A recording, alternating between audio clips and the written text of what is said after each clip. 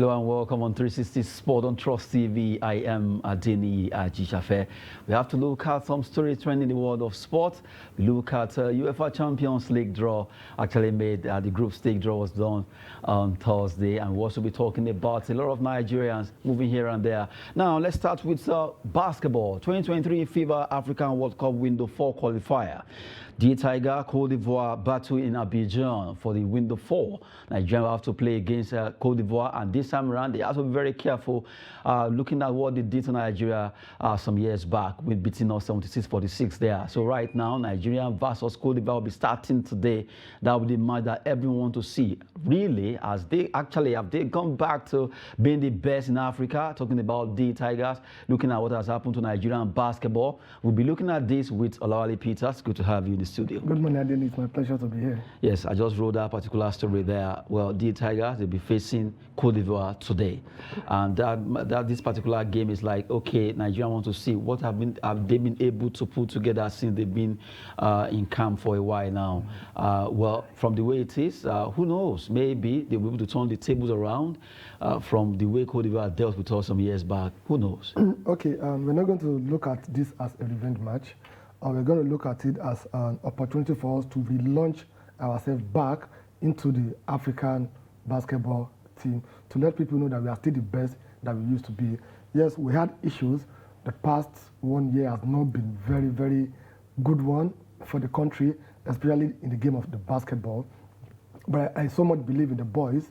They have what it takes when it matters most. And the last time that we also played, if you look at the game, it was a very, very tough one before they won us. So I'm also sure that the coach will have learned from the mistake of the past, where we need to preserve our energy, where we need to take advantage of the 3 points, what we need to do, who we need to mark to block the shots. I'm sure those tactics will really be will be put in place when we meet them. And it's also good to know that the rivalry between Nigeria and Côte d'Ivoire is not only in football, also in basketball. Yes. We are having the same thing. So I'm very confident we have what it takes with the number of professionals, basketballers that we have outside this country. We have what it takes to win the match. And we are eager to do what? To relaunch ourselves back into the competition. So I'm very confident we are winning the game. Well, let's see if this prediction will actually come to pass. Nigeria faces Côte d'Ivoire in the basketball qualifier, talking about FIBA Africa Window 4 qualifier taking place in Abidjan. Nigeria will also be playing against Uganda and Cape Verde in the remaining fixtures. But for today, it's a big one for the Tigers. They have to up their game, looking at how Côte d'Ivoire actually kicked us the last time we met. But we believe they can do it, according to Olawale Peters there. Now, we move away from basketball. Let's talk about football. Nigerian Football Federation. We've been having at least a lot of contract with Nike and also Adidas, but right now they are actually extended the contract of supplying and making the kits for Nigerian teams, Super Eagles, Super Falcons, Falconet, Flamingos, all the teams that Nigeria actually have, they will be the one kits. But from the way it is, extension of the contract is 2026. Well, I can say that's a nice move, but a lot of people are looking at, okay, why don't they wait till the election comes? Okay, I don't think there's need for them to wait till after the election because of the time frame. They've been on this issue for the past few months, so the earlier the better we get it signed. But my concern is this: what did we sign? Contract. What contract did we sign?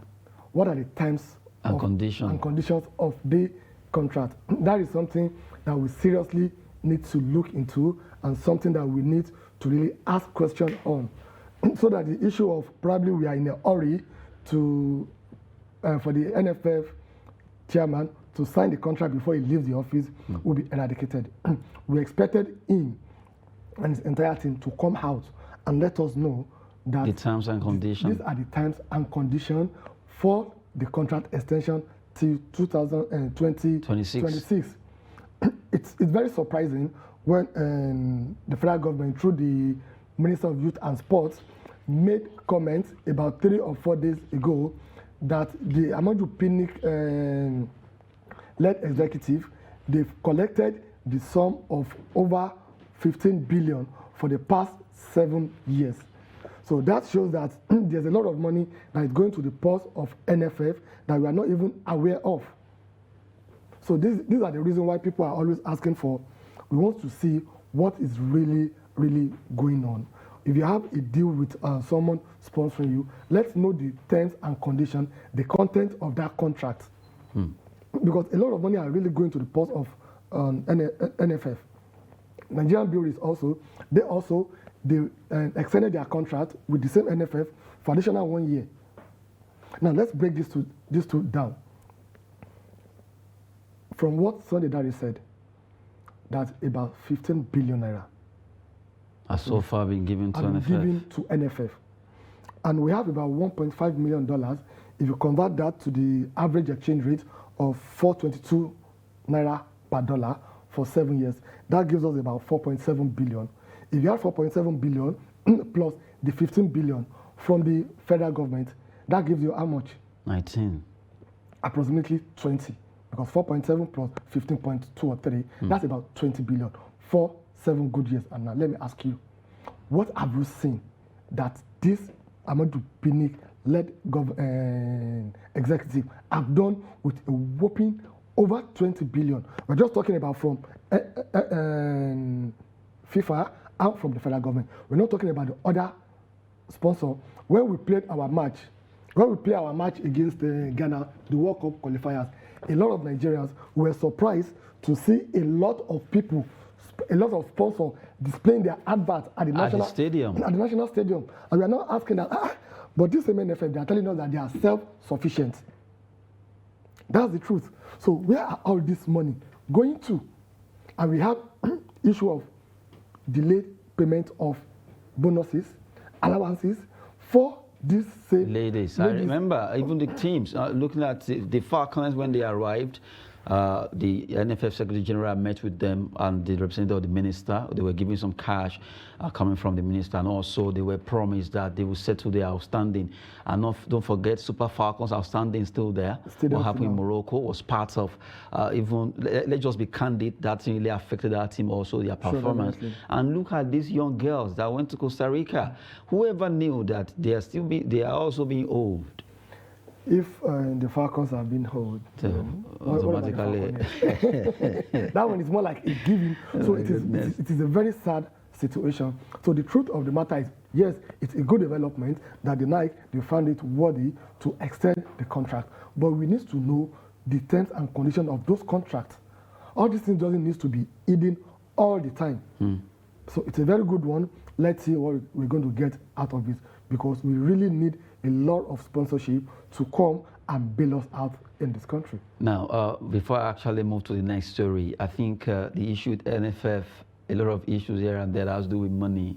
Now, this contract is coming out in 2026, and Nike will be paying also, and at least taking care of all our kids and thereabout. But really, somebody asked a question.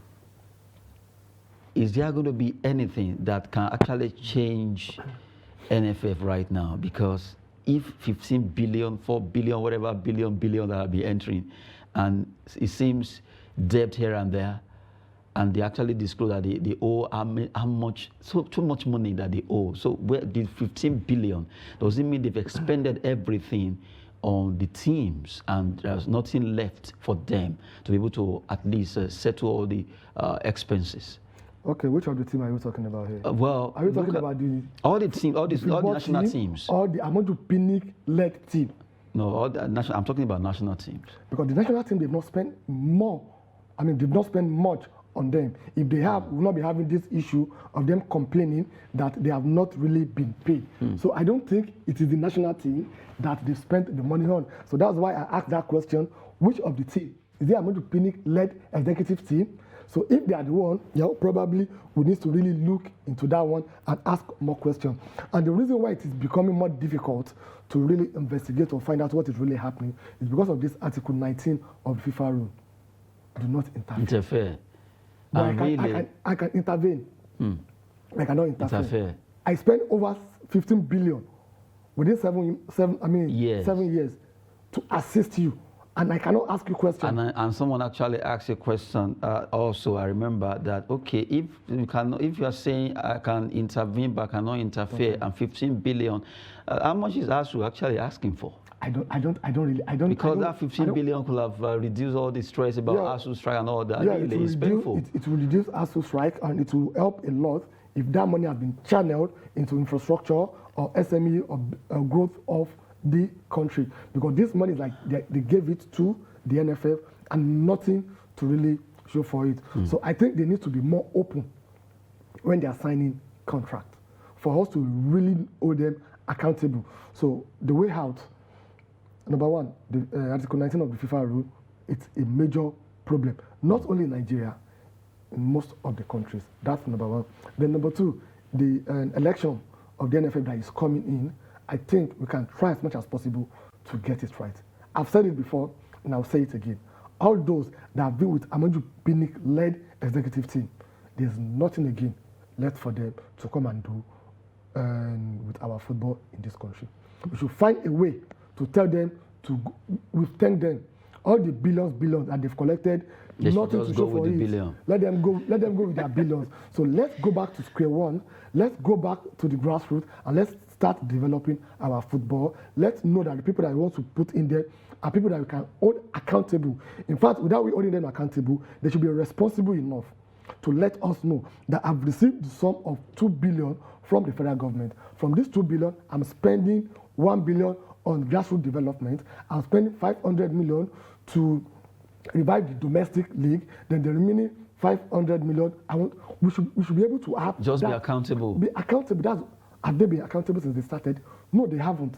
And we don't want this to continue happening. Or else we'll be here every day, we'll be rolling out billions. The ASU will be there saying, so the federal government has this kind of money. And they spend to the football. The results are coming. They are not too encouraging. So why wasting that money?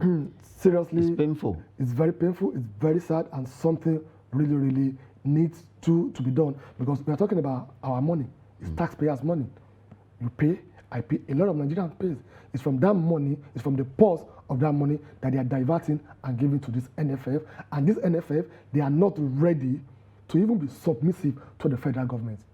They are holding shoulder. Okay. Because they believe. No, that's they the have truth. FIFA because they to have back FIFA. them up. When its tenure expire, you should go back to the FIFA. We have the law in our land. After you leave that office, you can still be accountable. Of course. But when you are in the office, you will not be accountable. That time will come. Let's see what's going to be happening concerning football activities in Nigeria. For a while now, it's been a roller coaster issue there. Well, we've been looking at that. Now, let's go to, at least we will continue to brood concerning this. Let's just move straight up to UEFA. Karim Benzema, Alexia Putellas.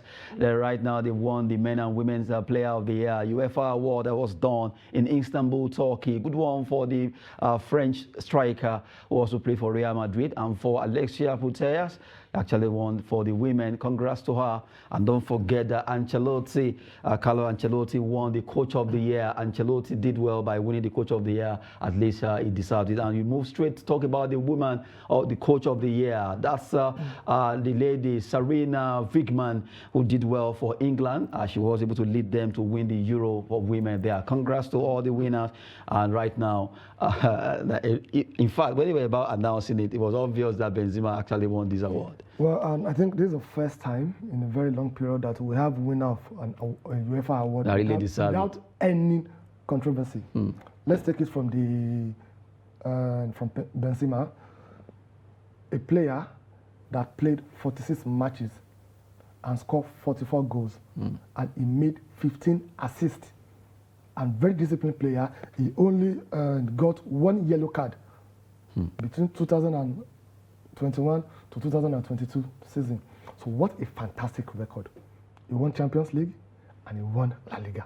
So what do you want to measure that someone is the best in Europe than this? Carlo Ancelotti also, he did what he knew how to do best. He won also the Champions League and the La Liga for them. Do you have any coach that have done that in the last season? Not like that. Then I'm very happy for the Barcelona also, because their players won both the UEFA and African Footballer of the year. So that shows that they are really doing very well. Then for England, the last time they celebrated a major trophy was in 1966. What's the year? Long time ago. Very long time ago. And this time around, the women, they did it, and they did it in a fantastic way because of their dedication. If you watch the final between them and the German machine, it's very, very, very tough. So the four of them, they deserve the award. So I say congrats to them. Good one there. Congrats to all the winners in that category of Men's Player of the Year. Karim Benzema did well there. You have to give it up to Alexia Putellas of Barcelona Femenico winning the women. Carlo Ancelotti, the one they call it Dawn, winning the Coach of the Year. Don't forget Sarina Wigman of England, the Coach of England Women's National Team, winning the award there. Congrats to all of them. While we look at that, why the award before it was done. Now we talk about the UEFA Champions League draw, the group stage that was also done quickly. Let's start with the from Group A to F. Well, Group A now we have four of them: Ajax, Liverpool, Napoli, and Rangers. Looking at this team, let's just look at it one by one quickly. Ajax, Liverpool, Napoli, Rangers. When you look at this, someone said, Liverpool don't qualify.